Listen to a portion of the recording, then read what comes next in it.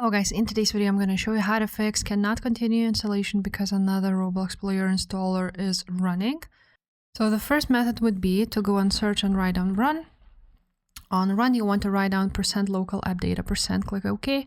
Then you want to find Roblox folder, open it, open versions folder, and you want to find the version which has Roblox player here it is, Roblox player launcher.exe file.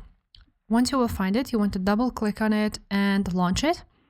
Now, this should fix the problem. If the problem is not fixed, then you want to go ahead and go back here on local app data, find the Roblox folder, and you want to go ahead and just delete it.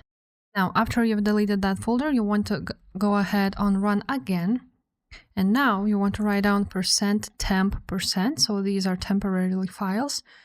Here on temporarily files, just click anywhere and click R.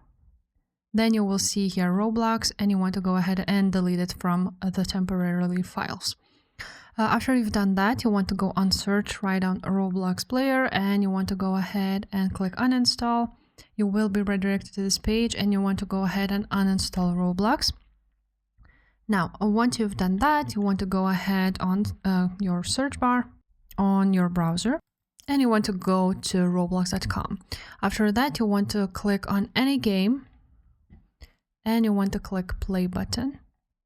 And after that, you will have an option to download, here it is, download and install Roblox. So you want to go ahead and choose that and install Roblox again, and this will fix your problem. So if this video was helpful, guys, make sure to subscribe, and I will see you next time. Bye.